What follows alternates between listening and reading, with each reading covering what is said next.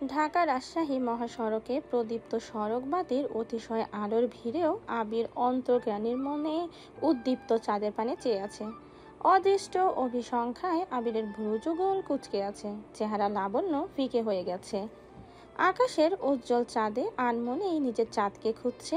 হৃদয়ের মণিকোঠায় সঙ্গোপনে আয়ত্তে রাখা প্রিয়তমাকে মনের কথা জানিয়ে এখন নিজেই কুণ্ঠিত হচ্ছে।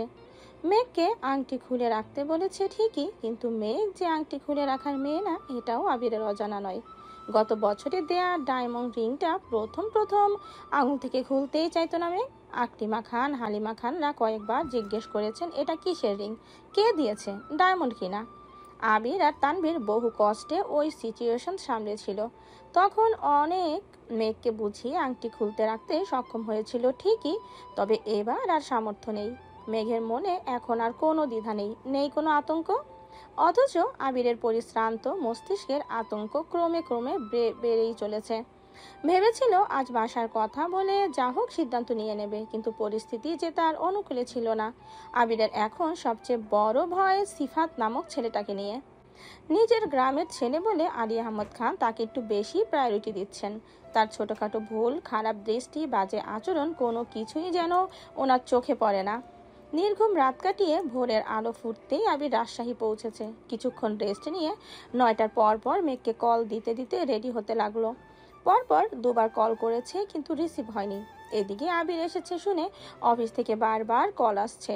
আবির তাড়াহুড়োয় অফিসে চলে গেছে। তানভীর সকাল সকাল উঠে ফ্রেশ হয়ে স্প্যারোস ড্রিম হাউসের উদ্দেশ্যে রওনা হয়েছে। গতকাল আবিরা যা কিছু অগোছালো রেখে আসছিল সব গুছাতে হবে, বাসা পরিষ্কার করাতে হবে, তাছাড়া বাসার কিছু কাজও বাকি ছিল সেগুলো করাতে হবে। কাজ শেষ করতে কমপক্ষে 12টা থেকে 1টা বেজে যাবে। এদিকে বন্যা ক্লাসে একা একা ঝিমাচ্ছে। মিষ্টি, সাদিয়া, মেয়ে কেউই আজ ক্লাসে আসেনি, তাই খুব বোরিং লাগছে। মেনহাজদের সাথে কথা বলতেও ইচ্ছে করছে না।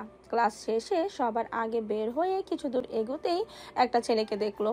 পেছন থেকে দেখতে অবিকল তানভীরের মতো। বন্যা আনমনে হেসে এগিয়ে গেল সেদিকে। পরশুদিন রাতে প্রায় 3টা পর্যন্ত তানভীরের সাথে কথা হয়েছিল বন্যার। পুরোটা সময় মেঘার আবিরকে নিয়েই কথা হয়েছিল। ওদের কথা শেষ করে তানভীর যেই বন্যাকে নিজের কথা বলতে যাবে, ততক্ষণে বন্যা অর্ধ ঘুমে তলিয়ে গেছে। তানভীর 2-1বার মৃদুস্বরে ডেকেছে। বন্যা ঘুমের ঘোরে শুধু হু হু করছিল। তারপর বন্যার আর কিছুই মনে নেই। গতকাল সারাদিনে একবারও তানভীরের সাথে কথা হয়েছিল, সেটাও মেঘের ব্যাপারে। মেঘকে সবকিছু বলে দিয়েছে কিনা সেটাই শুধু জিজ্ঞেস করেছিল। বন্যা হ্যাঁ বলে তানভীর রাগী স্বরে বলেছিল, আমি শুধু তোমাকে জানিয়েছি, আর তুমি না বুঝে সেটা বনুকে বলে দিলে। সকালে উঠে আমাকে একবার জিজ্ঞেস করতে পারতে। সেই যে কল কেটেছিল এখন অবধি তানভীরের কোনো কল বা মেসেজ আসেনি। বন্যা ভেতরে ভেতরে কষ্ট পেলেও সেটা প্রকাশ করতে পারছে না। তানভীরকে কল দেওয়ার সাহসও পাচ্ছে না। বন্যা ছেলেটার কাছাকাছি গিয়ে এই পেছন থেকে ডাকলো, শুনছেন? ছেলেটা পেছনে ঘুরতেই বন্যা রীতিমতো ভীষণ খেয়ে উঠল। ছেলেটা মলিন হেসে বলল, জি বলুন। বন্যা কাশতে কাশতে বলে উঠল, সরি ভাই, সরি সরি, আমি অন্য কেউ ভেবেছিলাম। সেই ছেলেটার পাশ থেকে আরেকটা ছেলে একটু রাগী স্বরে জিজ্ঞেস করলো, কোন ইয়ার, কোন ডিপার্টমেন্ট? বড় ভাইদের ডেকে আবার সরি বলছো? বন্যা ঠান্ডা কণ্ঠে বলল, ভোটানি সেকেন্ড ইয়ার। কোথাও কি লেখা আছে বড় ভাইদের ডাকা যাবে না? আমি অন্য একজন ভেবে ডেকেছিলাম, যেহেতু উনি সে না, তাই সরি বলেছি। ইচ্ছাকৃত ভাই ডেকে সরি বলতে আসিনি। মুখে মুখে কথা বলছো আবার, এই জন্যই বলি মেয়ে মানুষ আসলে ভেজাল। বন্যা একটু রাগী স্বরে বলল। আজব মানুষ তো। বন্যা যে ছেলেকে ডেকেছিল ওই ছেলে এবার দুজনকে থামিয়ে বন্যাকে উদ্দেশ্য করে বলল, সরি, ওর কথা কিছু মনে করো না আপু। বেচারা 3 দিন হলো ব্রেকআপ হয়েছে, সেই কষ্টে এমন করতেছে। বন্যা মুখ ফসকে বলে ফেলল, ঠিকই আছে, মেয়েদের সাথে এমন আচরণ করলে ব্রেকআপ হবেই। দুজনই কপাল কুঁচকে রাগী রাগী ভাব নিয়ে বন্যার দিক তাকিয়ে আছে। বন্যার মনের কথা মুখ ফসকে বেরিয়ে গেছে এটা বুঝতে কিছুটা সময় লাগলো। সঙ্গে সঙ্গে বন্যা মুখ চেপে পালালো। মিনহাজ আর তামিম এগিয়ে এসে চিন্তিত স্বরে জানতে চাইল, এভাবে ছুটছিস কেন? আর ছেলেগুলোই বা কেন? বন্যা নিজের কপাল চাপড়ে থমথমে কণ্ঠে বলল, আমি ভাবছিলাম উনি। আমার ননদের একমাত্র ভাই। মিনহাজ কিছুটা ভাব নিয়ে জিজ্ঞেস করলো। উনিটা আবার কে? বন্যা লাজুক হেসে বলল। দুজন মেকি স্বরে একসঙ্গে বলে উঠল। ও, বন্যা রাগী স্বরে বলল। ফাজলামো করিস না। মিনহাজ হেসে জিজ্ঞেস করলো। তানভীর ভাইয়াকে মিস করছিস? বন্যা এপাশ ওপাশ মাথা নাড়ল, মুখে কিছুই বলল না। তামিম স্বাভাবিক কণ্ঠে বলল। মিস করেছিস না বলেই তো চোখের সামনে শুধু ভাইয়াকে দেখছিস। বন্যা আস্তে করে বলল। আমার মনে হয়েছিল উনি। মিনহাজ ধীর কণ্ঠে বলল।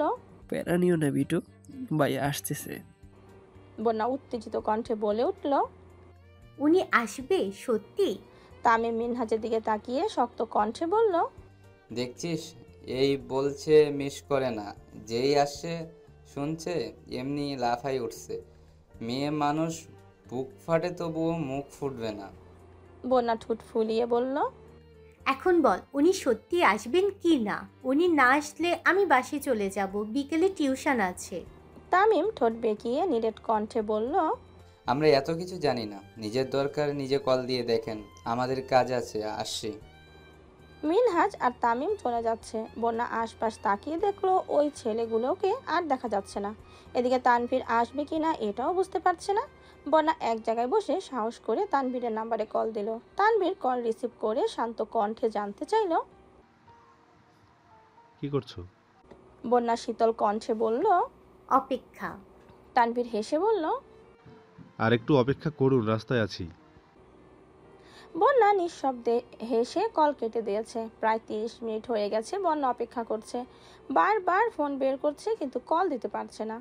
আকস্মাৎ আগে দেখা হওয়া দুটো ছেলের মধ্যে এক ছেলে হাতে জবা ফুল নিয়ে এসে বন্যার সামনে ধরলো। বন্যা কপাল কুঁচকে বলল। আমাকে ফুল দিচ্ছেন কেন? ছেলেটার ঠোঁট খানিক প্রশস্ত হলো, মৃদু স্বরে বলল। আগে নাও, তারপর বলছি। বন্যা রাগান্বিত কণ্ঠে বলে উঠল। আজব তো, আমি কেন ফুল নিব? এর মধ্যে তানভীর এসে ওই ছেলের হাত থেকে ফুলটা টেনে নিয়ে হুঙ্কার দিয়ে উঠল। ওকে ফুল দেওয়ার সাহস কিভাবে হলো আপনার? ছেলেটা থতমত খেয়ে কিছুটা দূরে সরে দাঁড়ালো। বন্যা নিভু নিভু চোখে তানভীরকে দেখছে। তানভীরের রাগান্বিত চেহারার পানে তাকানো যাচ্ছে না। বন্যা বারবার পল্লব ঝাপটে ঘন ঘন শ্বাস ফেলছে। তানভীরের মতো দেখতে ছেলেটা কোথা থেকে দৌড়ে এসে বলল। সরি ভাইয়া, কিছু মনে করবেন না প্লিজ। আসলে কিছুক্ষণ আগেই আপু আমার বন্ধুকে বদদোয়া দিয়েছিল, আপুর বদদোয়ার উল্টো ফলে গেছে, এই খুশি তো ফুল দিতে আসছে। তানভীর কণ্ঠস্বর 3 গুণ ভারী করে জানতে চাইল। কিসের বদদোয়া? ছেলেটা ধীর কণ্ঠে বলল। আপু বলছিল আমার আচরণের জন্য আমার ব্রেকআপ হবে। আপুর কথাটা বলেছে 1 ঘন্টাও হয়নি, তার মধ্যে আমার গার্লফ্রেন্ড নিজে থেকে এসে আমার সাথে কথা বলছে। গত 3 দিনে যে মেয়ে আমার দিকে তাকিয়েও দেখেনি, সে আজ নিজেই চলে আসছে। সেই খুশিতে আপুকে ধন্যবাদ দিতে আসছে।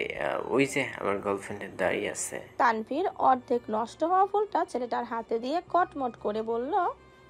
ফুল দিতে মন চাইলে নিজের গার্লফ্রেন্ডকে দিন, অন্য কাউকে দিতে আসবেন না। তানভীর বন্যার হাতটা শক্ত করে ধরে গম্ভীর কণ্ঠে বলল।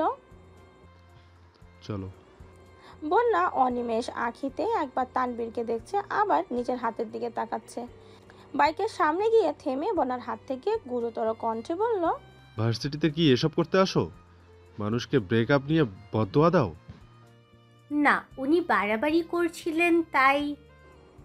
তানভীর অগ্নি দৃষ্টিতে সেদিকে তাকিয়ে চেঁচিয়ে উঠল। কি করেছে তোমার সাথে? বন্যা তড়িৎ বেগে বলে উঠল। না না, ওই রকম কিছু না, উনি মেয়েদের নিয়ে আজে বাজে কথা বলছিল তাই রাগ উঠে গেছিল। তানভীর তীক্ষ্ণ দৃষ্টিতে তাকিয়ে প্রশ্ন করল। তোমার রাগও হয়? বন্যা নিরুদ্বেগ ভাব নিয়ে বলল। না, আমার আবার কিসের রাগ? রাগ তো সব আপনাদের। আপনার বোনের রাগ দেখতে দেখতে এত বড় হয়েছি, তার মন মতো কিছু না হলেই ফোঁস করে ওঠে। ইদানিং আপনাদের দেখছি। তানভীর গলা খাকারি দিয়ে মোলায়েম কণ্ঠে বলল। তুমি যেমন ভাবছো আসলে তেমন না, আমি খুব ভদ্র ছেলে। কথাটা বলেই তানভীর মৃদু হাসলো। বন্যা ভ্রু উঁচিয়ে ওষ্ঠ বেঁকিয়ে নীরব কণ্ঠে বলল। ও আচ্ছা, তাই নাকি? আমি তো জানতামই না। বন্যার ভাবভঙ্গি দেখে তানভীর উদাসীন কণ্ঠে বলল। তুমি তো আমার সম্পর্কে কিছু জানোই না, আর জানতে চাও না। বন্যা বিপুল চোখে তাকিয়ে পরপর জিজ্ঞেস করলো, মেঘ কোথায়? এই যে দেখেছো, আমি বুঝতে চাই আর তুমি বুঝো আচ্ছা, তানভীর অন্যদিকে তাকিয়ে গম্ভীর কণ্ঠে বলল। আমি শুধু শুধু এতটা পথ পেরিয়ে আসছি। বন্যা মুচকি হেসে বলল, আসলেই আপনি না আসলে কি সুন্দর জবা ফুলটা এখন আমার হাতে থাকতো। তানভীর কপাল কুঁচকে বাইকে বসে রাগান্বিত কণ্ঠে বলল, বসো। কেন? বসতে বলছি।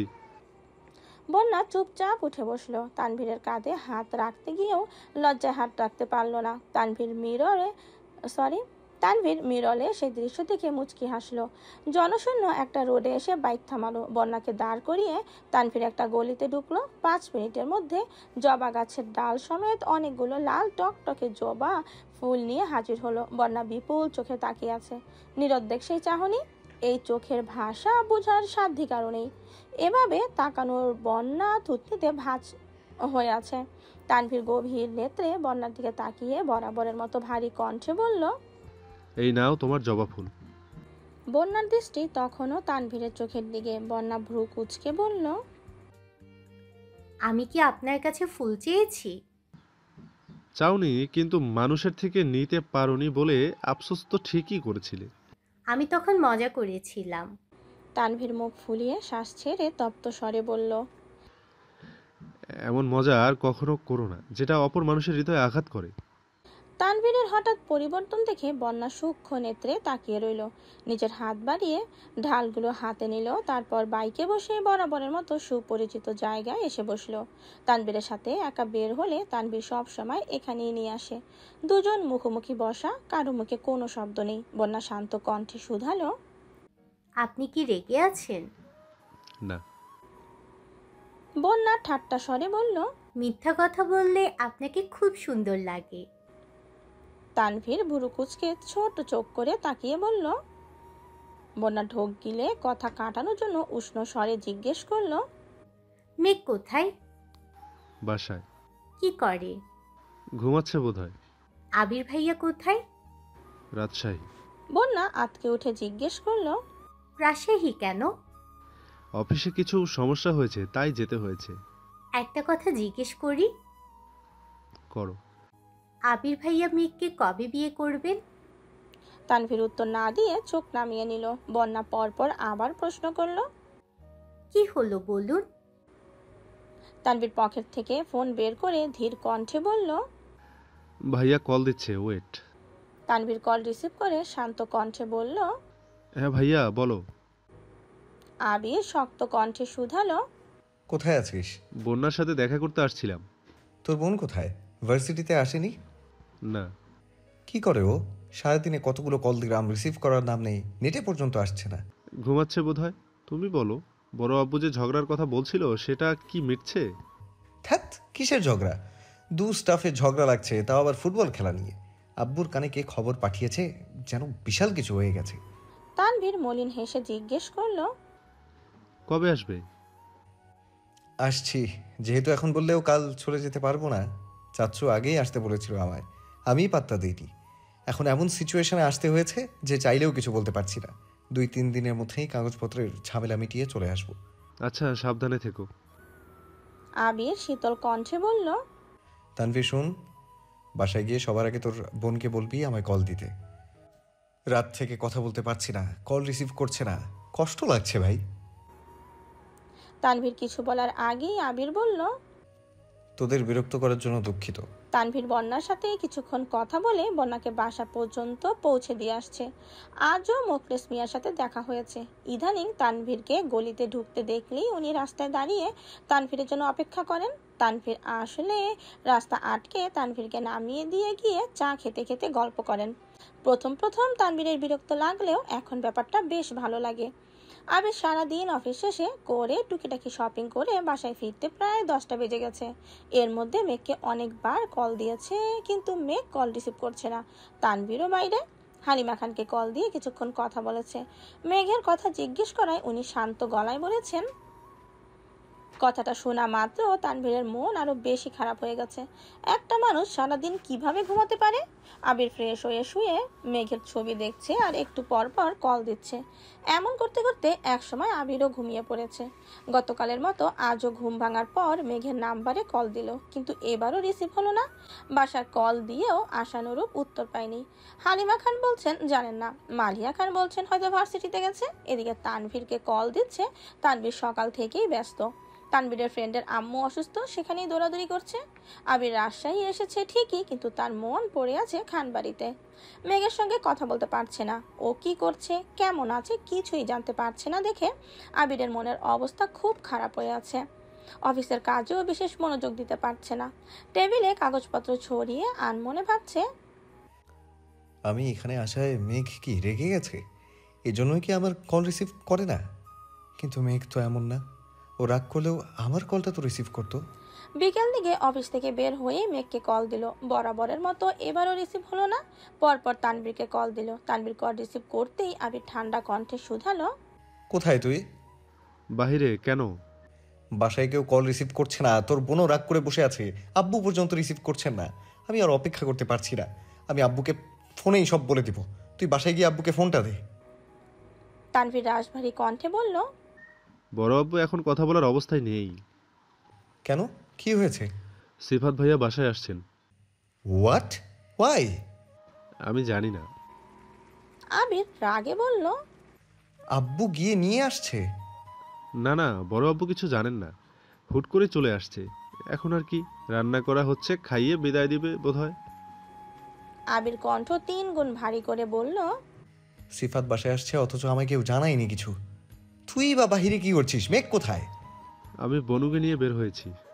বের হয়েছিস মানে? কোথায় বের হয়েছিস? আর ফোনটা ওকে দে। বনু আমার পাশে নেই, ও পার্লারে গেছে, আর আমি একটা কাজে একটু দূরে চলে আসছি। বাসার পরিস্থিতি কি? আর হঠাৎ ওকে নিয়ে বের হতে হলো কে কেন? সব ঠিক আছে তো?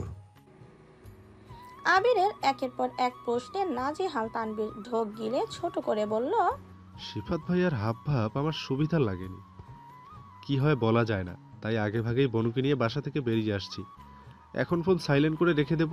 আবির দীর্ঘ নিঃশ্বাস ছেড়ে বলল, তোর বোনের যেন কিছু না হয়। হুম। আবির বাসায় নেই আজ 3 দিন হতে চললো। এই 3 দিনে মেঘের নিঃশ্বাসের শব্দ পর্যন্ত শুনতে পায়নি আবির। তানভীরকে কল দিলে বেশিরভাগ সময় বাহিরেই পাওয়া যায়। আব্বুকে কল দিলে শোনে মেঘ ঘুমোচ্ছে, ছাদে বাসায় নেই। মোজাম্মেল খানের সাথে টুকটাক কথা হলেও তেমন কিছু বলেন না উনি। এই 3 দিন কাটাতে আবিরের দম বন্ধ হয়ে আসছে। মেঘকে দেখার জন্য ভেতরটা ছটফট করছে। আবির এতদিন পর রাজশাহী আসায় গত 6 মাসের জমে থাকা মিটিং প্রজেক্ট সব ফাইল দেখতে হচ্ছে। হুট করে চলেও যেতে পারছে না। সবকিছু ঠিক থাকলে আজকে মেঘকে প্রপোজ করতো আবির।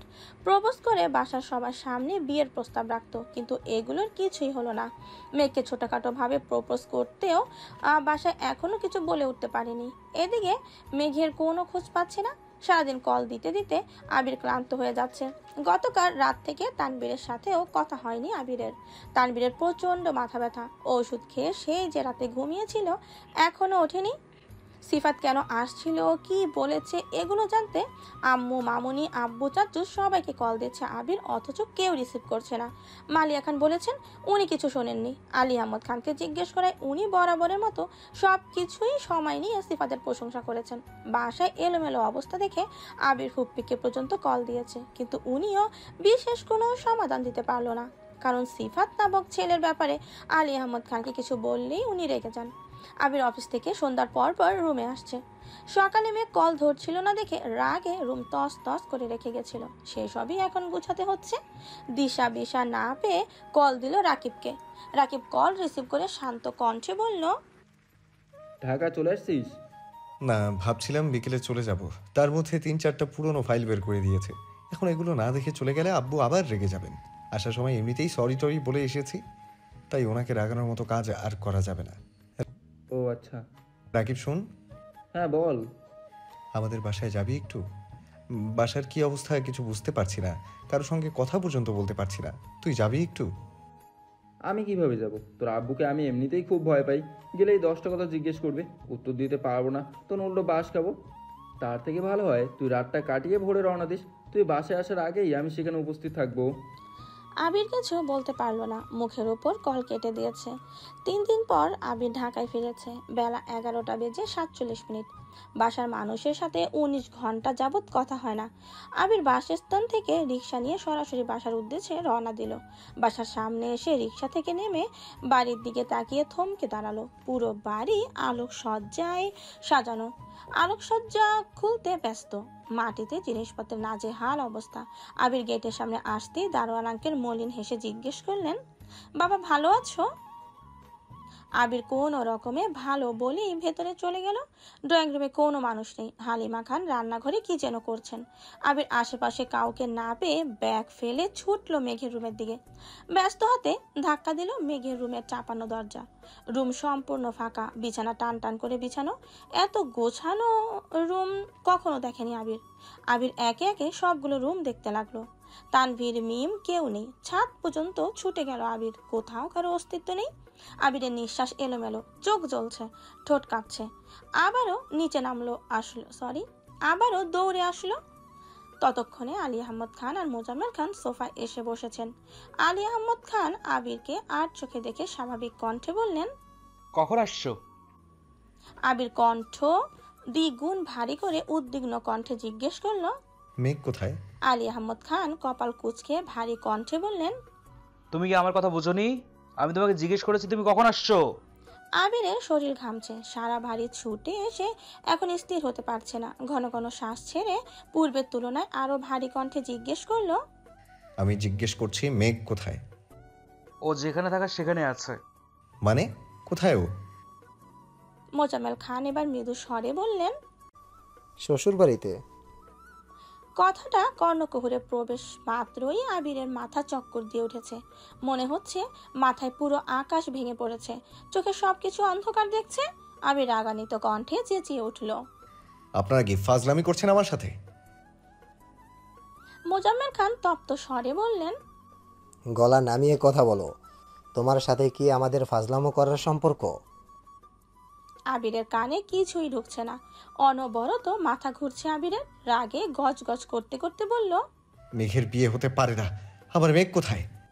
মোজাম্মেল খান ধীর কণ্ঠে বললেন, কেন হতে পারে না? তুমি আমাকে 6 মাস সময় দিয়েছিলে, সেই 6 মাস পেরিয়ে গেছে, তাই আমি আমার মেয়েকে বিয়ে দিয়ে দিয়েছি। আবিরের দু চোখ টকটকে লাল হয়ে আসছে। কান দিয়ে গরম বাতাস বের হচ্ছে। পরনের শার্ট ভিজে একাকার অবস্থা। আবির দু হাতে চোখ মুছে গুরুতর কণ্ঠে শুধালো, তানভীর কোথায়? মোজাম্মেল খান ঠান্ডা কণ্ঠে বললেন, মেঘের সঙ্গে গেছে। আবির দুর্বোধ্য দৃষ্টিতে আলী আহমদ খান ও মোজাম্মেল খানকে দেখছে। ওনাদের স্বাভাবিক মুখভঙ্গি দেখে আবিরের কৃষ্ণ লাল চোখ দুটো আগ্নেয়গিরির লাভার ন্যায় রক্তাভ বর্ণ ধারণ করেছে। বুকের বাম পাশে বক্ষ পিঞ্জরে আবদ্ধ প্রায় 300 গ্রামের হৃৎপিণ্ডটা ধুমড়ে মুচড়ে ভেঙে চুরমার হয়ে যাচ্ছে। আচমকা দুঃস্বপ্নগুলো মস্তিষ্কে হুমকি খেয়ে পড়েছে। এলোপাথারি ছুটছে ভয়ঙ্কর সব নিষিদ্ধ চিন্তা। চোখের সামনে বারবার মেঘের আদুরে আদলখানা ভাসছে। 19 ঘন্টা ধরে ঠিকমতো খাওয়া নেই আবিরের। বাসার কারো সাথে কোনো যোগাযোগ ছিল না। তানভীরকে শখানে কল দিয়েছে, কিন্তু রিসিভ হয়নি একটা কলও। বাসার এই শ্বাসরুদ্ধকর পরিস্থিতি দেখে প্রচন্ড মানসিক যন্ত্রণায় ভুগছে। আবির দুহাতে মাথা চেপে অগ্নিঝরা কণ্ঠে চিৎকার করলো, আমি কিচ্ছু বিশ্বাস করি না। সত্যি করে বলুন মেঘ কোথায়? মোজাম্মেল খান রাগী স্বরে বললেন, এক কথা তোমাকে কতবার বলতে হবে? হালিমা খান ডাইনিং টেবিলের সামনে মাথা নিচু করে দাঁড়িয়ে আছেন। বাড়িতে আর একটা মানুষও নেই। বাহিরে ডেকোরেশনের লোকজনের হাউকাউ শোনা যাচ্ছে। আবির রীতিমতো নিঃশ্বাস নিতে পারছে না। আশেপাশে তাকিয়ে জোরে শ্বাস টেনে শক্ত কণ্ঠে বলল, যতক্ষণ না আপনারা সত্যি কথা বলছেন ততক্ষণ আমি এক কথাই জিজ্ঞেস করব। সত্যি এটাই, আমার মেয়ের বিয়ে হয়ে গেছে আর আমার মেয়ে সুখে আছে। আবিরের হৃদস্পন্দন থেমে গেছে। পরপর অপ্রীতিব কণ্ঠে বলে উঠল, কোন সুখে কথা বলছেন আপনি? ওর জীবনে সব সুখ জড়িয়ে আছে আমার সাথে। মেঘ শুধু আমার। ওকে আমার থেকে কেউ আলাদা করতে পারবে না। আপনারা যে মিথ্যা নাটকটা সাজিয়েছেন, সেই নাটকের মঞ্চ ভেঙে আমি আমার মেঘকে ঠিক আমার করে নেব। মোজাম্মেল খান আর কিচ্ছু বললেন না। উনি সোফায় হেলান দিয়ে বসে আছেন। আলী আহমদ গুরুভার কণ্ঠে বলে উঠলেন, কি সব আবল তোর কথা বলছো? তোমার মাথা কি নষ্ট হয়ে গেছে? আবির ভেজা কণ্ঠে বলল, হ্যাঁ, আমার মাথা নষ্ট হয়ে গেছে। আপনাদের এই তাল বাহানা আমি আর নিতে পারছি না। আব্বু, চাচ্চু, আমি আপনাদের দুজনকেই বলছি, আমি মেঘকে ভালোবাসি, খুব বেশি ভালোবাসি। আমার জীবনের সবটুকু জুড়ে শুধু মেঘের অবস্থান। ওকে ছাড়া আমি আমার পৃথিবী কল্পনাও করতে পারবো না। আপনাদের কাছে আমার একটাই রিকোয়েস্ট, প্লিজ মেঘকে আমায় দিয়ে দিন। আমি ওকে রানী বানিয়ে রাখবো। আমি ওর গায়ে কোনোদিনও কোনো আঁচও পড়তে দিব না, প্লিজ। আলী আহমদ খান কপাল গুটিয়ে ঠান্ডা কণ্ঠে বললেন, তুমি মেঘ মামনিকে ভালোবাসো এটা কোনোদিন বলেছো আমাদের? হ্যাঁ, এখন এসব বলে কোনো লাভ নেই। তুমি তোমার জীবনে ফোকাস করো। মেঘ মামনি তার জীবন নিয়ে খুব ভালো আছে। প্রায় 5 থেকে 7 মিনিট আবির আর আলী আহমদ খানের কথোপকথন চলল। আবিরের রাগ নিয়ন্ত্রণের বাইরে, তবুও বারবার নিজেকে সান্ত্বনা দিচ্ছে, মনকে বুঝাচ্ছে মেঘের কিছু হয়নি, সব ঠিক আছে, মেঘের বিয়ে হতেই পারে না। তানভীর সবকিছু সামলে নিয়েছে। আবির শান্ত থাকলেও আলী আহমদ খান বেশ ক্ষুব্ধ। মোজাম্মেল খান ফোন হাতে নিয়ে নিশ্চুপ বসে আছেন। আলী আহমদ খান একাই আবিরের সাথে কথা কাটাকাটি করছেন। বাবা ছেলের মাঝে হালিমা খানও কিচ্ছু বলতে পারছেন না। আবির এক পর্যায়ে হালিমা খানের কাছে ছুটে গেল। শীতল চোখে হালিমা খানের দিকে তাকিয়ে হিম শীতল কণ্ঠে জিজ্ঞেস করলো, মামুনি, তুমি তো জানো মেঘ কোথায়, প্লিজ বলো। বিশ্বাস করো, আমি তোমার মেয়েকে ছাড়া বাঁচতে পারবো না। আবিরের চোখে পানি জমে আছে। হালিমা খান আবিরের কবজিতে হাত রেখে শীতল চোখে তাকালেন। কিছু বলার আগেই আলী আহমদ খান হুঙ্কার দিয়ে উঠলেন, তুমি কি আমাদের মরার ভয় দেখাচ্ছ? এক মেয়ের জন্য তুমি মরে যাবে? আবির রাগান্বিত কণ্ঠে চেঁচালো, আব্বু, মেঘ এক মেয়ে না, ও আমার জীবনে আসা একমাত্র মেয়ে, যার জন্য আমি যা খুশি করতে পারি। আজ আমি যে অবস্থানে আছি সবটাই তার জন্য। গত 9টা বছর বুকের ওপর পাথর রেখে, নিজের আবেগকে চেপে রেখে নিজেকে প্রতিষ্ঠিত করেছি শুধুমাত্র আপনাদের চোখে নিজেকে যোগ্য প্রমাণ করার জন্য, আর সেই যোগ্যতা দিয়ে মেঘকে আমার করে নেওয়ার জন্য। আলী আহমদ খান গম্ভীর কণ্ঠে বললেন, এখন এগুলো বললে আর কি হবে? হ্যাঁ, তার থেকে বরং ফ্রেশ হয়ে খাওয়া দাওয়া করো। তোমার এই অবস্থা চোখে দেখা যাচ্ছে না। আবির দীর্ঘ নিঃশ্বাস ফেলে শরীরের সবটুকু শক্তি দিয়ে চিৎকার করলো, আমি অন্য কিছু শুনতে চাচ্ছি না, শুধু বলুন আমার মেঘ কোথায়। আলী আহমদ খান রাজবাড়ী কণ্ঠে বললেন, মেঘ এখন আর তোমার নেই। কথাটা কানে শোনা মাত্র আবির ডান হাতের কবজি দিয়ে টেবিলের উপর থাকা কাচের জগে শক্ত করে ধাক্কা মেরে মাত্রা অতিরিক্ত রাগে চিৎকার করলো, মেঘ আমার মানে আমারই, মৃত্যু মেঘ আমারই থাকবে। আবিরের শক্ত হাতের ধাক্কায় পানি ভর্তি কাচের জগ সাথে সাথে দুটো গ্লাস ফ্লোরে পড়ে ভেঙে চূর্ণ বিচূর্ণ হয়ে গেছে। আলী আহমদ খান ঠান্ডা কণ্ঠে হুমকি দিলেন, জিনিসপত্র ভাঙচুর করছো কেন? তুমি কি? আবিরের অগ্নিঝরা দু চোখ দেখে থেমে গেলেন স্বয়ং আলী আহমদ খান। আবিরের হৃদয় ভেঙে চুরে তছনছ হয়ে যাচ্ছে। প্রথম দিকে বিষয়টা সেভাবে গুরুত্ব দেয়নি আবির, কিন্তু আব্বুর অনবরত অসন্তুষ্টজনক কথায় আবির আর টিকতে পারছে না। গলা শুকিয়ে কাঠ হয়ে গেছে। গতকাল থেকে খাওয়া নেই, শরীরে তেমন জোরও পাচ্ছে না, ঠিকমতো কথাও বলতে পারছে না। আবারও আলী আহমদ খান আর মোজাম্মেল খানের দিকে ক্ষুব্ধ চোখে তাকিয়ে আছে। মোজাম্মেল খান এখন নির্বাক, যেন এখানে কিছুই ঘটেনি বা ঘটছে না। উনি গভীর মনোযোগ দিয়ে ফোন দেখছেন। আলী আহমদ খান কপালে ভাঁজ ফেলে আবিরকে দেখছেন। আবির কিছু বলতে গিয়েও থেমে গেল। আকস্মাৎ এলো পাথারি ছুটল নিচের রুমের দিকে। 1 মিনিটের মধ্যে পুনরায় নিচে নামলো। 2 হাত পেছনে রেখে মেরুদণ্ড সোজা করে দাঁড়িয়ে গুরু গম্ভীর কণ্ঠে বলল, আমি শেষবারের মতো জিজ্ঞেস করছি, মেঘ কোথায় বলুন, নয়তো। মোজাম্মেল খান ফোন থেকে চোখ সরিয়ে আবিরের দিকে তাকালেন। আলী আহমদ খান গম্ভীর কণ্ঠে জানতে চাইলেন, নয়তো কি? হ্যাঁ, মরে যাবে? জি। মোজাম্মেল খান দীর্ঘ সময় পর মুখ খুললেন, ছোট করে বললেন, আবির, মাথা ঠান্ডা করো। আমি পারছি না চাচু, মেঘকে। আবিরের কথা সম্পূর্ণ করার আগেই আলী আহমদ খান রাগী স্বরে বললেন, ঠিক আছে, যাও, মরে যাও। মোজাম্মেল খান তপ্ত স্বরে বলে উঠলেন, কি বলছো কি ভাইজান? আবির নীরের দৃষ্টিতে আব্বুর মুখের পানে চেয়ে আছে। আলী আহমদ খানও বরাবরের ন্যায় কঠোর রূপে বসে আছেন। অপ্রকাশিতভাবে আবির পেছন থেকে হাত সামনে এনে কপালের পার্শ্বদেশে রিভলভারের ধরে মুখ ফুলিয়ে শ্বাস ছেড়ে তেজস্বপূর্ণ কণ্ঠে বলল, 10 মিনিটের মধ্যে মেঘ আমার সামনে না আসলে। বাকি কথা বলার আগেই আলী আহমদ খান আঁতকে উঠে বললেন, কি হচ্ছে কি? তুমি পাগল হয়ে গেছো? আবিরের হাতে রিভলভার দেখে আলী আহমদ খান, মোজাম্মেল খান আর হালিমা খান একসঙ্গে কেঁপে উঠলেন। সবার চোখে আতঙ্ক। হ্যাঁ, আমি পাগল হয়ে গেছি। এতগুলো বছর যাকে নিজের থেকেও বেশি ভালোবেসেছি, যাকে নিজের সবটুকু সামর্থ্য দিয়ে আগলে রেখেছি, তাকে ছেড়ে থাকা আমার পক্ষে সম্ভব না। হয় মেঘকে এনে দেবেন, নয়তো আমার লাশ দাফনের ব্যবস্থা করবেন। মোজাম্মেল খান মেরুদণ্ড সোজা করে বসে চটজলদি তানভীরকে কল দিচ্ছেন আর উদ্বিগ্ন কণ্ঠে বলছেন, আবির প্লিজ, তুমি মাথা ঠান্ডা করো, মেঘ এখনই আসতেছে। আলী আহমদ খান আবিরের কাছে যেতে নিলে আবির দুপা পিছিয়ে তপ্ত স্বরে বলল, আমাকে আটকানোর চেষ্টা করবেন না প্লিজ। মোজাম্মেল খান আলী আহমদ খানকে টেনে সোফায় বসিয়ে অত্যন্ত নমনীয় কণ্ঠে বললেন, আবির, আমি জানি তুমি এত দুর্বল মানসিকতার ছেলে নাও। ভাইজানের মতো তুমিও খুব বিচক্ষণ, তাই বোকার মতো এমন কোনো কাজ করো না যেটা তোমার সাথে সাথে এই পরিবারের সব সুখ শান্তি নষ্ট করে দেয়। আবিরের দু চোখ দিয়ে অশ্রু গড়িয়ে পড়ছে, গলা অব্দি শুকনো মুখ, তবুও জিভ দিয়ে ঠোঁট ভেজানোর চেষ্টা করলো। মোজাম্মেল খানের দিকে অধম্য দৃষ্টিতে তাকিয়ে সুস্থির কণ্ঠে বলতে শুরু করলো, চাচ্চু, আপনি আমাকে যতই চতুর ভাবুন না কেন, সত্যি এটাই আমি বড্ড বোকা। যখন 6 বছরের অবুঝ মেয়েটা আকুল কণ্ঠে আমায় বলেছিল কখনো আমায় ছেড়ে যেতে পারবা না, আমি ও বোকার মতো তাকে ছুঁয়ে প্রমিস করেছিলাম, যাই হয়ে যাক না কেন আমি বেঁচে থাকলে কোনো দিনও ওকে ছেড়ে যাব না। আমি যদি বোকা না হতাম তাহলে সেদিন ওকে প্রমিস করতাম না, আর আজ আপনাদের সামনে চিৎকার করে বলতামও না যে আমার ওকেই লাগবে। হয়তো আমার জীবনটা মেঘ কেন্দ্রিক হতোই না, আর আমার জন্য আপনাদের এত বছরের ইতিহাস, ঐতিহ্য, মান সম্মানও এইভাবে নষ্ট হতো না। আবির শ্বাস ছেড়ে আলী আহমদ খানের দিকে তাকিয়ে বলতে শুরু করলো, আব্বু, আমি সত্যি দুঃখিত। আপনার মতো একদম বিচক্ষণ মানুষের সন্তান হয়েও আমি এত বোকা হয়েছি। হয়তো একটা মেয়ের জন্য নিজের জীবন দিতে একবার হলেও ভাবতাম।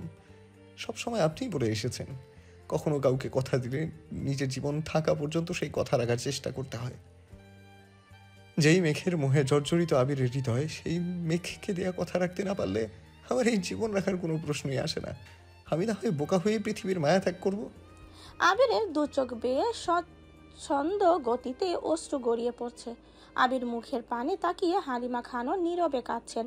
আলী আহমদ খান অবাক লোচনে ছেলের মুখের পানে চেয়ে আছেন। এই আবিরকে উনি চিনতে পারছেন না।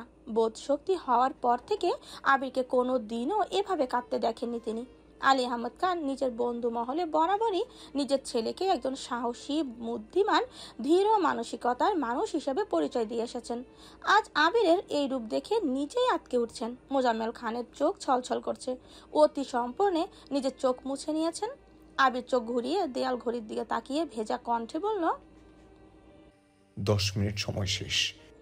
আলী আহমদ খান ও মোজাম্মেল খান একসঙ্গে ঘড়ির দিকে তাকালেন। মোজাম্মেল খান ব্যস্ত হাতে তানভীরকে কল দিচ্ছেন। আলী আহমদ খান আবিরকে বুঝাতে ব্যস্ত। আবির ঘড়ির দিকে তাকিয়ে শক্ত কণ্ঠে বলল, আমি 1 থেকে 3 পর্যন্ত গুনব। এর মধ্যে মেঘ আমার চোখের সামনে না আসলে 1। মোজাম্মেল খান উদ্বিগ্ন কণ্ঠে বললেন, ওরা চলে আসছে, প্লিজ থামো। 2। মোজাম্মেল খান আর্তনাদ করছেন। আকস্মাৎ আলী আহমদ খানের নজর মেন গেটের দিকে পড়ে। মেন গেট থেকে কিছুটা ভিতরে মেঘ নিস্তব্ধ হয়ে দাঁড়িয়ে আছে। প্রশস্ত আঁখিতে উদ্বেগ স্পষ্ট। ঘন ঘন শ্বাস ফেলছে। মেঘ এসেছে আরো কয়েক সেকেন্ড আগে। আবিরের মাথায় রিভলভার দেখে বক্ষ পিঞ্জরে আবদ্ধ হৃৎপিণ্ডটা প্রচন্ড বেগে ধপধপ করে কাঁপছিল। কয়েক সেকেন্ডেই মস্তিষ্কে একের পর এক ঘটনা ঘুরপাক খাচ্ছিল। আজ থেকে আরো 7-8 মাস আগেই মিনহাজ বলেছিল আবিরের কাছে রিভলভার আছে। মেঘ তখন মিনহাজকে তুচ্ছ তাচ্ছিল্য করেছিল, ইচ্ছে মতো ঝেড়েছিল। আজ চোখের সামনে এই দৃশ্য দেখে মেঘের দম বন্ধ হয়ে আসছে। মনে হচ্ছে কেউ শক্ত হাতে গলা চেপে ধরে আছে। নিঃশ্বাস ফেলতে পারছে না, এমনকি জোরে চিৎকার করে কিছু বলতেও পারছিল না। আলী আহমদ খানের নজর পড়তেই উত্তেজিত কণ্ঠে বললেন, ওই তো মেঘ। আবির পূর্বের ন্যায় রিভলভার ধরে ঘাড় ঘুরালো। সহসা নজর আটকালো এক অপরূপার পানে। বিস্ময় সমেত তাকালো আবির। মোহনীয় সেই দৃষ্টি।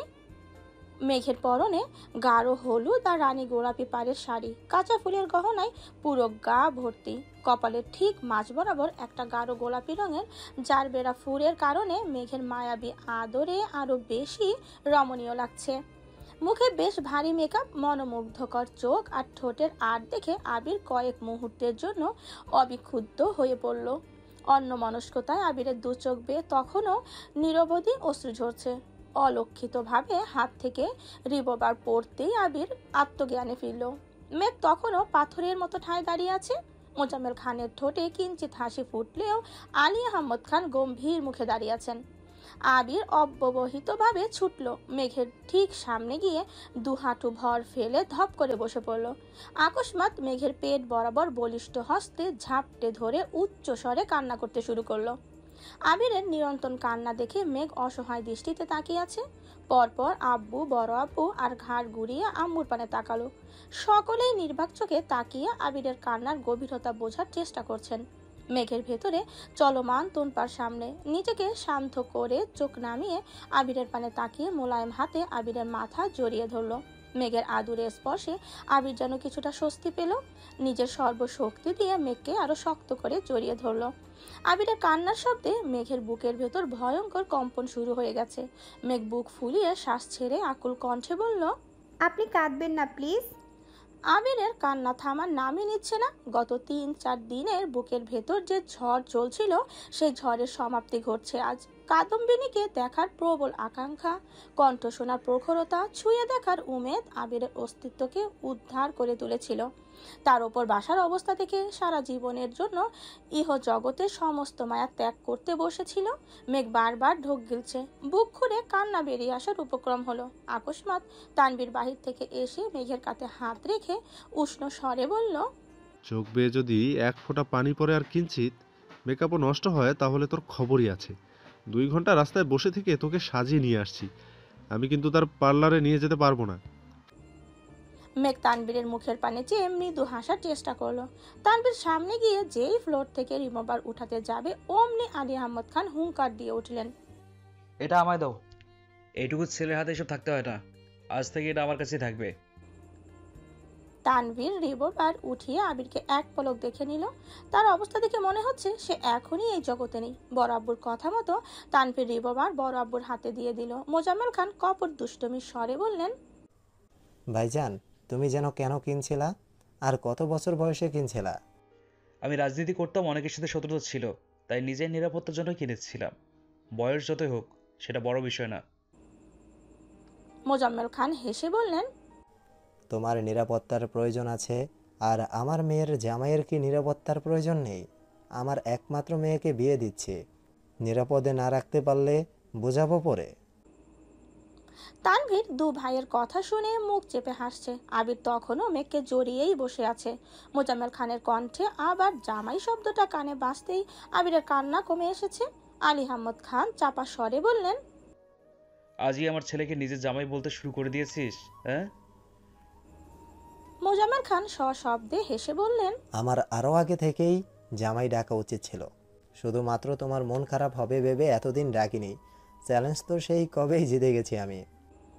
আলী আহমদ খান গুরু গম্ভীর কণ্ঠে বললেন, চ্যালেঞ্জে জিতেছিস বলি তো এতদিন এত খোঁচা দিয়েছিস আমায়, আর আমি চুপচাপ সহ্য করেছি। কিন্তু তোকে আমি আগেই বলেছিলাম, চ্যালেঞ্জে তুই জিতলেও আমি হার মানব না। দেখলি তো, আমি হার মানিনি আর মানবও না। আরেকটা কথা, খুশি হইতেছিস হ, তাতে আমার কোনো আপত্তি নেই, কিন্তু আমাকে আর খোঁজে আসিস না। দোয়া কর যেন তোর জিত হারে পরিণত না হয়। আলী আহমদ খান পুনরায় গিয়ে সোফায় বসলেন। মোজাম্মেল খান পেছন পেছন যেতে যেতে শুধালেন, তুমি কি বলতেছো ভাইজান, বুঝিয়ে বলো।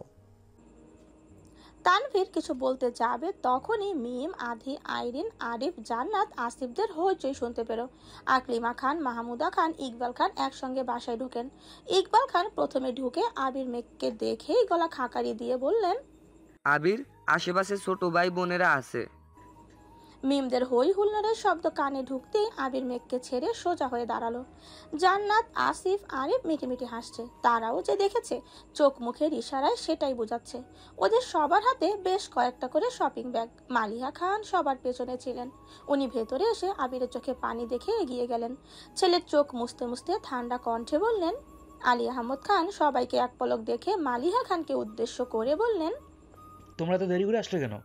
আর কিছুক্ষণ আগে আসলেই ছেলের করুণ পরিণতি দেখতে পারতে, তখন তুমিও ছেলের মতো বসে বসে কান্না করতে। আবির শীতল কণ্ঠে বলল, আম্মু তুমিও কি জানতে? জানতাম, তবে এত কিছু জানতাম না। গতকাল সন্ধ্যার পর তোর আব্বু সবাইকে ডেকে হুট করে তোর আর মেঘের বিয়ে কথা বলে বসলেন। কারো কোনো আপত্তি আছে কিনা জিজ্ঞেস করলেন। যেখানে তোর আব্বু নিজে থেকে এই সিদ্ধান্ত নিয়েছেন আর ঘরের মেয়ে ঘরে থাকবে, এতে আমাদের তো খুশি হওয়ার কথা। তারপরেও আমার তোকে নিয়ে একটু ভয় ছিল তুই রাজি হবে কিনা। তখন তোর আব্বু বলল তোর মতামত জেনেই উনি সিদ্ধান্ত নিয়েছেন, তাই আমিও রাজি হয়ে যাই। তোর আব্বু সবাইকে শর্ত দেন যেন তুই আসার আগ পর্যন্ত বাসার কেউ কোনোভাবে তোকে কিছু না জানায়। তুই তো জানিস ওনার কথা অমান্য করার আমার পক্ষে সম্ভব না, তাই তোকে কিছু জানাতে পারিনি। মালিহা খান শ্বাস ছেড়ে নিজেকে ধাতস্থ করে আবিরকে আবারও জিজ্ঞেস করলেন, তুই মেঘকে বিয়ে করতে রাজি তো, নাকি অন্য কাউকে পছন্দ করিস? আবির শীতল চোখে মারিয়া খানের মুখের পানে তাকিয়ে রইল। মালিহা খান যে এসবের কিছুই জানে না এটা বুঝতে সময় লাগলো না। আবির কিছু বলার আগেই আলী আহমদ খান পকেট থেকে একটা ফোন বের করে টেবিলের উপর রাখতে রাখতে মেকি স্বরে বলে উঠলেন, যে ছেলে 5146 মিনিটে 5738 বার কাউকে কল দিতে পারে, তাকে তুমি জিজ্ঞেস করছো সে বিয়ে করতে রাজি আছে কিনা? কি সুন্দর দৃশ্য! মালিয়া খান কপাল গুটালেন। মোজাম্মেল খানও আশ্চর্য নয়নে তাকালেন। আবির ভ্রু কুচকে এগিয়ে গেল সোফার কাছে, পিছু পিছু মেঘও এগিয়ে গেল। মালিয়া খান চিন্তিত স্বরে জিজ্ঞেস করলেন, কিসের 5000 কত মিনিট আর 5000 কত কলের কথা বলছেন? কি হয়েছে? আলী আহমদ খান ফোনটা হাতে নিয়ে সবাইকে দেখিয়ে বললেন, এই যে ফোনটা, এটা মেঘ মামুনির ফোন। গত 3-4 দিন যাবৎ আমার কাছে রেখেছিলাম। একবার ভেবেছিলাম বন্ধ করে রাখবো, কিন্তু ছেলেকে পরীক্ষা করতে ফোনটা ইচ্ছে করে খুলে রেখেছিলাম। বিশ্বাস করবা না, মিনিটে 2-3 বার করে কল দেয়। আর আমি ফোনের দিকে তাকিয়ে কেবল ভাবছিলাম এই পাগল ছেলে আমার হতে পারে না। সবার নজর আবিরের দিকে। আবির কিছুটা লজ্জা পেয়ে চোখ নামিয়ে নিয়েছে। মেঘ ফিস ফিস করে বলল, আমি ভাবতেও পারিনি আপনি এত কম কল দিবেন। অন্তত পক্ষে 10,000 কল আশা করেছিলাম। আবির ভ্রু কুচকে ভারী কণ্ঠে বলল, মুখটা বন্ধ রাখুন, নয়তো আপনার কপালে দুঃখ আছে। মালিহা খান উত্তেজিত কণ্ঠে বললেন, আবির তাহলে মেঘকে আগে থেকেই পছন্দ করে? মোজাম্মেল খান ঠাট্টা স্বরে বললেন, ভাবি, আমি এই কথাটাই ভাইজানকে গত 1 বছর যাবৎ বোঝাচ্ছিলাম, কিন্তু উনি কিছুতেই বুঝতে চাইছিলেন না। ওনার একটাই কথা, ওনার ছেলে এমন কাজ করতেই পারে না। ভাইজান কেমন মানুষ এটা তো আপনার অজানা নয়। আবির মেঘ দুজনেই আশ্চর্য নয়নে তাকিয়ে আছে। বাকিরা সবাই চুপচাপ দাঁড়িয়ে আছেন। মালিহা খান অবাক চোখে তাকিয়ে বলে উঠলেন, 1 বছর? মোজাম্মেল খান তপ্ত স্বরে বলতে শুরু করলেন, আমি 1 বছরের আরও 3 থেকে 4 মাস আগে জানতে পেরেছি। আমার এক বন্ধু একদিন আমাকে আবির আর মেঘের একটা ছবি পাঠিয়েছিল। সে আবিরকে চিনতে পারেনি। মেঘকে এক ছেলের সাথে দেখে আমাকে জানানোর জন্য ছবিটা পাঠিয়েছিল। ছবিটা দেখে আমার অবশ্য ওই রকম কিছু মনে হয়নি, কিন্তু মেয়ের বাবা যেহেতু, তাই মনে একটু সন্দেহে ঢুকেছিল। যেখানে আবির ভাষায় মেঘের সাথে ঠিকমতো কথা বলে না, যতটুকু বলে সেটাও বড় ভাইয়ের মতো ফরমাল কথাবার্তা, সেখানে আড়ালে সে আমার মেয়েকে নিয়ে ঘুরে বেড়াচ্ছে। সেই থেকে আমি পর্যবেক্ষণ শুরু করলাম। আবিরের হালচাল বুঝতে বেশি সময় লাগলো না। মেঘ মিম দুজনের প্রতি আবির যথেষ্ট পজিটিভ, কিন্তু মেঘের প্রতি একটু বেশিই। সারা দুনিয়ার খবরেও তার বিশেষ মনোযোগ নেই। যেই মেঘের বিষয়ে কথা ওঠে অমনি সে মনোযোগী শ্রোতা হয়ে যায়। আজ পর্যন্ত আবির হাতে গোনা 2-1 দিন মেঘকে বাসা থেকে বাইকে নিয়ে বেরিয়েছে, অথচ সে প্রায়ই মেঘকে নিয়ে শহর ঘুরে। 2-1 বার আমি নিজের চোখে দেখেছি। তাদের রাস্তায় দেখে আমি বাসায় এসে তাদের জন্য অপেক্ষা করতাম, কিন্তু মেঘ আসলেও সাথে আবির থাকতো না। আমার বন্ধু, ছোট ভাই, বড় ভাই যারা আমার মেয়েকে চেনে, তাদের সাথে দেখা হলেই বলতো, তোর মেয়েকে এখানে দেখেছি, ওখানে দেখেছি, সাথে তোর ভাইপো ছিল। ভাইজানকে বলাই উনি বিষয়টা পাত্তা দেননি, উল্টো আমায় যা খুশি বলেছেন। ওই রকম শক্ত প্রমাণ ছিল না বলে আমিও অনেক দিন ভাইজানকে কিছু বলতে যাইনি। হঠাৎ একদিন আমি অফিস থেকে ফিরছিলাম, সন্ধ্যার পর দেখলাম আমাদের বাসা থেকে কিছুটা দূরে মেঘ আবিরের বাইক থেকে নামছে। আমি আনমনেই সেখানে দাঁড়িয়ে পড়লাম। সামনেই বাসা, এখানে নামার কারণ খুঁজে পেলাম না, তবুও তাকিয়ে রইলাম। মেঘ বাসার গেট পর্যন্ত ঢুকতেই আবির বাইক স্টার্ট দিয়ে চলে গেছে। আমাকে দেখেছে কিনা জানি না, কিন্তু সেদিন আমি আমার সন্দেহের প্রতি প্রমাণ পেয়ে গিয়েছিলাম। বাধ্য হয়ে ভাইজানকে বিস্তারিত ঘটনা খুলে বললাম, কিন্তু উনি পূর্বের ন্যায় একই আচরণ করলেন। ওনার চোখে ওনার ছেলে নিষ্পাপ। ওনার একটাই কথা, আবির এমন ছেলেই না। আলী আহমদ খান এবার ঠান্ডা কণ্ঠে বলতে শুরু করলেন, কিন্তু আমি ভুল ছিলাম। আমি আবিরকে চিনতে বা বুঝতে ভুল করেছিলাম। আবিরের এত বছর বয়সে আমি কোনো দিনও কোনো বিষয়ে তাকে নিষেধাজ্ঞা দিইনি। রাজনীতি করতে নিষেধ করেছিলাম, কিন্তু সেটা আমার নিষেধাজ্ঞা ছিল না। আমি আবিরকে সবটা বুঝিয়ে বলেছিলাম, তারপর সে নিজেই ছেড়ে দিয়েছিল। দেশের বাইরে গেছে তার ইচ্ছায়, দেশে আসছে তার ইচ্ছায়। বাইক কিনা, বিজনেস স্টার্ট করা, ব্যাংক থেকে টাকা তোলা, এছাড়াও বাকি যা কিছু করেছে তার কোনো কিছুতে আমি আবিরকে নিষেধাজ্ঞা দেইনি। আমি শুধু কারণ জানতে চেয়েছি। কোনো কিছু করতে বারণ করলেও কেন বারণ করি সবসময় সেটাই বোঝাতে চাইতাম। হঠাৎ কোনো কারণে রাগ দেখালেও অফিসে বসে চা খেতে খেতে ছেলেকে ঠান্ডা মাথায় সব বুঝিয়ে বলতাম। এগুলো তোমরা জানো? না, জানো না। ছেলেদের বয়স 20 থেকে 25 বা তার উপরে গেলেই বাবা ছেলের সম্পর্কে বিশাল ফাটল ধরে যায়। সেই ফাটলের কেন হয় তা জানা নেই। আমাদের সম্পর্কে আমি সেই ফাটলটা ধরাতে চাইনি। আমি সবসময় একজন দায়িত্বশীল, নিষ্ঠাবান আর ভালো বাবা হওয়ার চেষ্টা করতাম। আমি নিজের নীতি নৈতিকতায় যতই কঠোর থাকি না কেন, আবিরের জন্য সবসময় নিজের বেস্টটাই করেছি। আমার ছেলে আমাকে তার বন্ধু ভাববে, তার মনের কথা বলবে, কাউকে ভালো লাগার কথা আমাকে জানাবে। আমি কি সেটা আশা করতে পারি না? আবিরের যখন যা প্রয়োজন ছিল সে নির্দ্বিধায় চেয়েছে, তাহলে মেঘকে কেন চাইতে পারলো না? হ্যাঁ, আমার ছেলে ভালোবাসার কথা অন্য কারো মুখে কেন শুনতে হলো আমায়? আমার বারবার মনে হতো আবির মেঘকে পছন্দ করলে নির্দ্বিধায় আমাকে বলবে। আমি আমার জায়গায় কনফিডেন্ট ছিলাম। ওটাই কি আমার ভুল ছিল? হ্যাঁ? মাহমুদা খান, মালিয়া খান, হালিমা খান সবাই নিশ্চুপ। মেঘ মাথা নিচু করে দাঁড়িয়ে আছে। আবির কণ্ঠ দ্বিগুণ ভারী করে বলতে শুরু করলো, সরি আব্বু, আপনি আপনার জায়গায় ঠিক থাকলেও আমার মনে ভয় ছিল। একটা সময় পর্যন্ত আপনি সত্যি আমার বন্ধুর মতো ছিলেন। কখনো কিছু চাইতে গেলে বা বলতে গেলে দ্বিধাবোধ করিনি। এমনকি আম্মুর সাথেও এত কথা শেয়ার করিনি যত কথা আপনার সাথে শেয়ার করেছি। কিন্তু ধীরে ধীরে বড় হচ্ছিলাম আর না চাইতেও দূরত্ব বেড়ে যাচ্ছিল। ছোটোখাটো কোনো বিষয় নিয়ে আপনাদের অতিরিক্ত বাড়াবাড়িটা মনে প্রতিনিয়ত দাগ কাটছিল। আপনাদের ব্যবসা, সমাজ আর পরিবারের মান সম্মান আপনাদের কাছে এতটাই গুরুত্বপূর্ণ ছিল যে বাড়ির সন্তানদের সঠিক মূল্যায়ন দিতে ভুলে যাচ্ছিলেন। আশেপাশের মানুষ কি বলল, সমাজ আপনাদের কতটা মূল্যায়ন করলো, কোথায় আপনাদের স্টেটাস ভালো, সেসব নিয়ে এতটাই ব্যস্ত হয়ে পড়লেন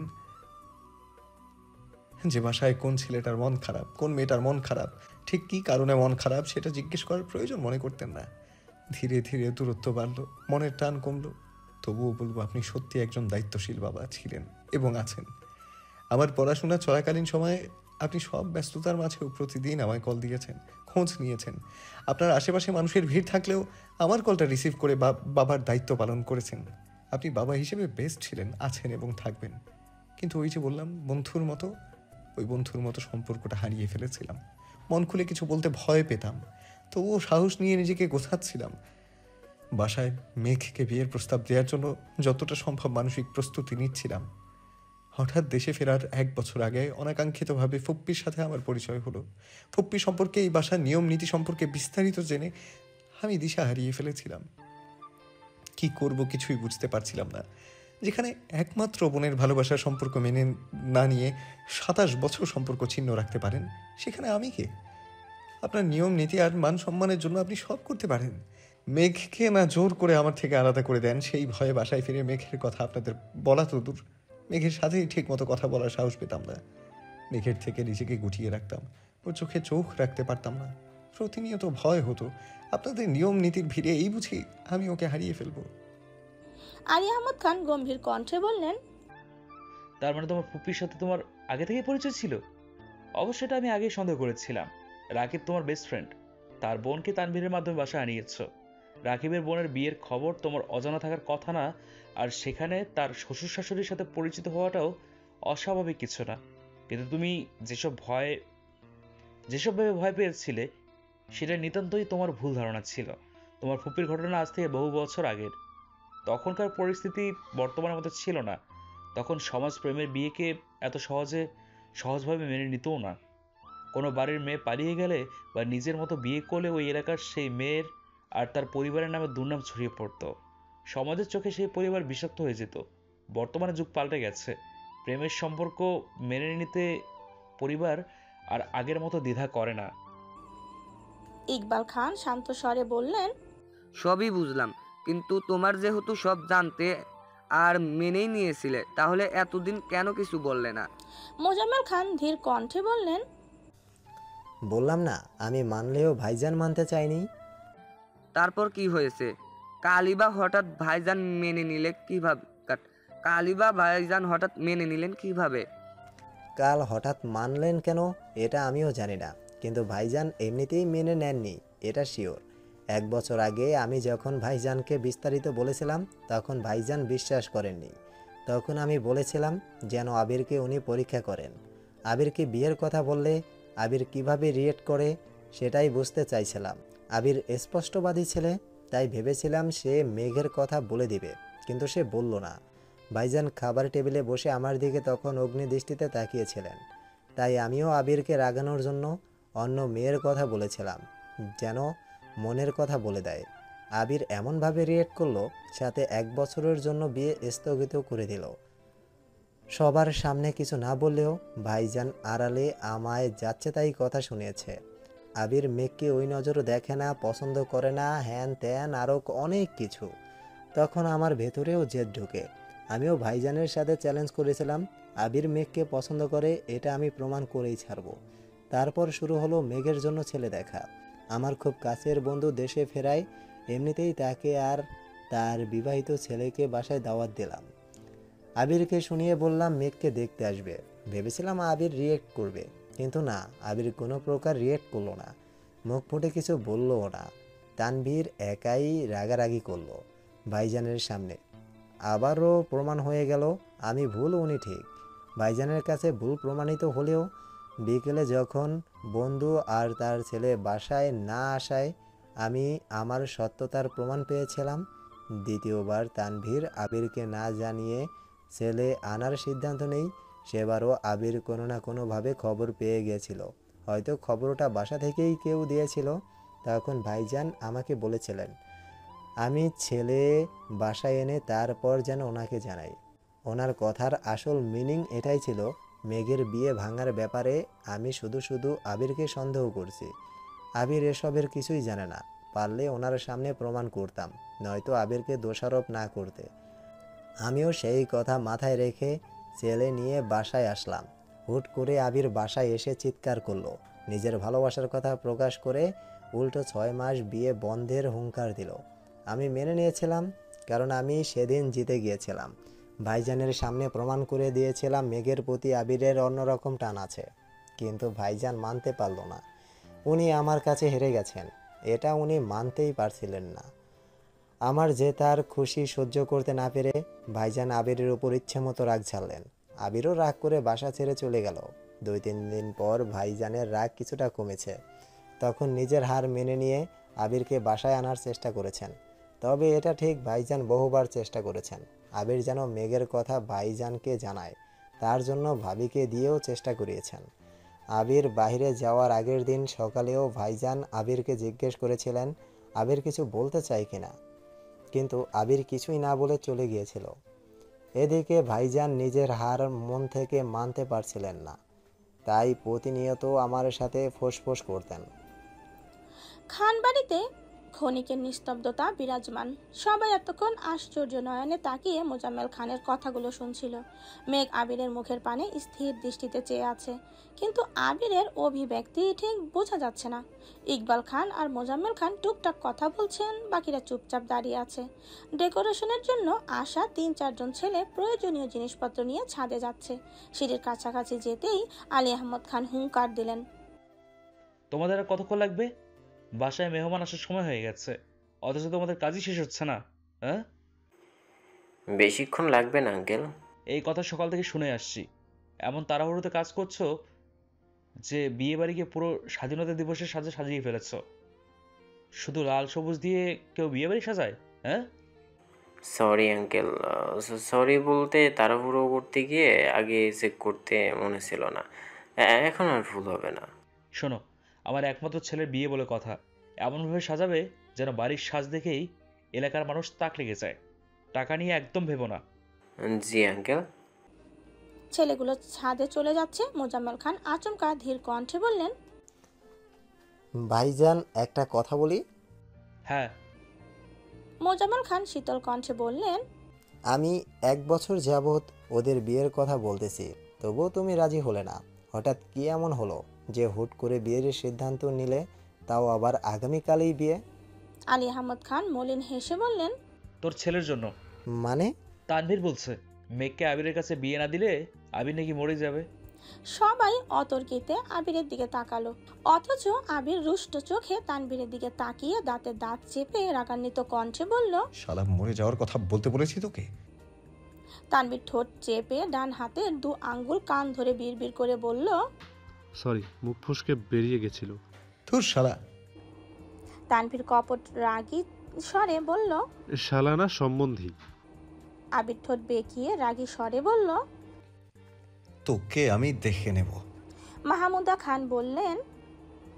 আবির ঘড়ির দিকে তাকিয়ে উদ্বেগ কণ্ঠে বলল, এই ভর দুপুরে রেডি হয়ে কি করব? আলী আহমদ খান মেঘকে ইশারা করে গম্ভীর কণ্ঠে বললেন, আমার বৌমার শহর ঘুরে গায়ে হলুদের ফটোশ্যুট করার ইচ্ছে। যাও, শাওয়ার নিয়ে ঝটপট রেডি হও। আবির মেঘের দিকে একবার তাকালো, পরপর সবার দিকে এক নজর তাকিয়ে আচমকা মেঘকে কোলে তুলে নিল। আলী আহমদ খান সহ উপস্থিত সবাই আটকে উঠল। মেঘ অস্পষ্ট গলায় আর্তনাদ করে উঠল। আলী আহমদ খান তপ্ত স্বরে বললেন, তোমাকে রুমে গিয়ে শাওয়ার নিতে বলছি, তুমি ওকে কোলে নিয়েছো কেন? আবির রাশভারী কণ্ঠে বলল, আমি আপনাদের কাউকে বিশ্বাস করি না। কোন ভরসায় রেখে যাব এখানে? যদি আবার লুকিয়ে ফেলেন, আমি আর কোনো রিস্ক নিতে পারবো না, সরি। আবির মেঘকে কোলে নিয়ে নিরুদ্বেগ ভঙ্গিতে সিঁড়ি দিয়ে উঠছে। তানভীর হাত দিয়ে মুখ চেপে হাসছে। আলী আহমদ খান, মোজাম্মেল খান, ইকবাল খান স্তব্ধ চোখে সেদিকে তাকিয়ে আছে। বাড়ির মহিলারাও থম মেরে দাঁড়িয়ে আছেন। 3 দিন আগে সন্ধ্যার অনেক পরেও আলী আহমদ খান অফিসে নিজের কেবিনে বসে কাজ করছিলেন। মোজাম্মেল খান আজ অফিসে আসেননি। আবির সিফাতের ওপর রাগ করে দুপুরের দিকেই অফিস থেকে চলে গেছে। ইকবাল খান সন্ধ্যা পর্যন্ত ছিলেন। হঠাৎ বাসা থেকে কল আসছে, বাজার নিয়ে যেতে হবে, তাই উনিও সন্ধ্যার দিকে চলে গেছেন। সিফাত কাজ শেষ করে অনেকক্ষণ এমনিতেই বসে বসে আলী আহমদ খানের সাথে গল্প করছিল। রাত বেশি হওয়ায় সিফাতকেও ছুটি দিয়ে দিয়েছেন। সিফাত অফিস থেকে বের হবার 10 মিনিটের মধ্যে রাকিব আর রাসেল আলী আহমদ খানের কেবিন সামনে উপস্থিত হলো। রাকিব সালাম দিয়ে মৃদু স্বরে বলল, আঙ্কেল ভেতরে আসতে পারি? আলী আহমদ খান কপালে ভাঁজ ফেলে বললেন, আরে রাকিব যে, আসো আসো, ভেতরে আসো। রাসেলকে খানিক দেখে কিছুটা চিন্তিত স্বরে জানতে চাইলেন, কি ব্যাপার, তোমরা হঠাৎ আমার কাছে কি মনে করে?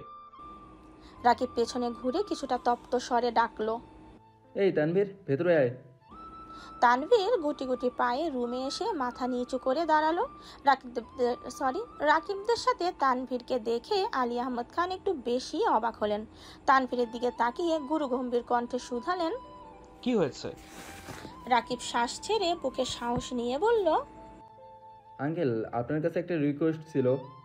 বলো। প্লিজ না করবেন না? ঠিক আছে বলো। রাসেল এবার সাহস করেই বলল, আঙ্কেল, আবির একজনকে খুব বেশি পছন্দ করে, তাকে বিয়ে করতে চাই। এখন আপনার সমর্থন প্রয়োজন, প্লিজ না করবেন না। আলী আহমদ খান রাগী স্বরে বললেন, আবির তোমাদের পাঠিয়েছে? তানভীর চট জলদি উত্তর দিল, না না, ভাইয়া কিছু জানে না, আমরা নিজে থেকে আসছি। রাকিব ঠান্ডা কণ্ঠে বলতে শুরু করলো, আঙ্কেল এখানে আসার ব্যাপারে আবিরকে আমরা কিছু জানানি। আবির জানলে কখনো আসতে দিত না, কিন্তু চোখের সামনে আবির এত কষ্ট দেখে আমাদের সহ্য করতেও কষ্ট হয়। আবির আপনাকে খুব সম্মান করে, শুধুমাত্র আপনাদের কথা ভেবে নিজের মনের আবেগ প্রকাশ করতে পারে না। সত্যি বলতে আবির মেঘকে অনেক বেশি ভালোবাসে, মেঘকে বিয়ে করতে চায়, কিন্তু আপনারা রাজি হবেন কি না সেই ভয়ে এতদিন আপনাদের কিছু করতে পারছিল না। আর না মেঘকে কিছু বলছে। এখন মেঘও আবিরকে খুব পছন্দ করে। আপনি ওদের সমগ্রটা প্লিজ মেনে নিন। আবির আজ বাসায় নিজের মনের কথা জানাবে, মানে মেঘকে বিয়ে করার কথা বলবে।